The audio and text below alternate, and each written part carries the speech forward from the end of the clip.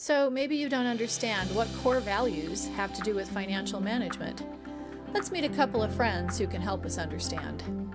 Rosa and Raymond fell in love with a cute house in Garden View Heights. They were so excited to have their new home. Because the interest rates were so low, the monthly payment was about $150 less than they had been paying for rent. Of course, they wanted lots of new things for their new home, but one of their core values was to be financially independent. That meant getting out of debt.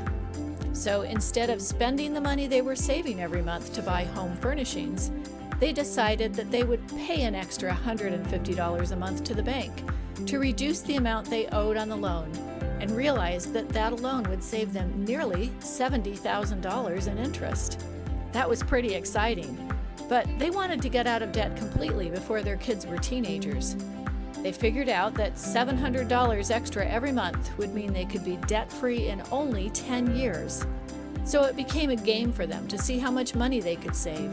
They cooked at home, bought a second-hand car, combined trips to save gas, started growing a vegetable garden, and canceled their cable. Every time they saved a little extra, they made extra payments on the mortgage principal.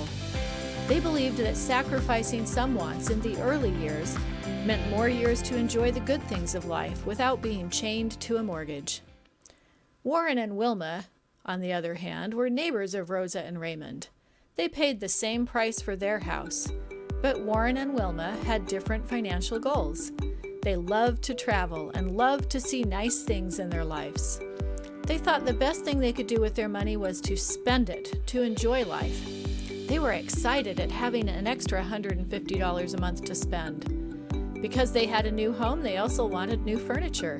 Since the local furniture store was having a holiday special, they decided to splurge and buy new living room couches, a poster bed, and matching dressers, and all new bedspreads, rugs, and wall decor. They felt like they deserved it and wanted to have something special in their lives. By the time they were done outfitting their new home with new furnishings, they had $15,000 in consumer debt.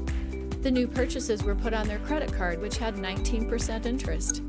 They didn't think it was a big deal, since the minimum monthly payment was only $150, and they thought they could clearly afford it. Unfortunately, nobody had ever explained to Wilma and Warren how credit card debt works. If they only paid the minimum monthly payment, it would take them over 30 years to pay off, and they would pay over $300,000 for their $15,000 worth of furniture. Using a credit card to buy something on sale usually ends up costing you more than waiting to pay for it with cash. While their neighbors were paying down their house, Warren and Wilma were taking expensive vacations, buying cars and toys and all the latest electronic gadgets. They had new clothing outfits for every season. It seemed like fun at first, but by the time both couples had lived in the same neighborhood for 10 years, Rosa and Raymond were debt-free and could relax and enjoy life more. However, Warren and Wilma were in so much debt, they worried constantly about how they would pay their bills. In fact, the stress of paying the bills was starting to cause problems in their relationship. So now it's time to ask yourself, what are your core values, and how will they affect your financial goals?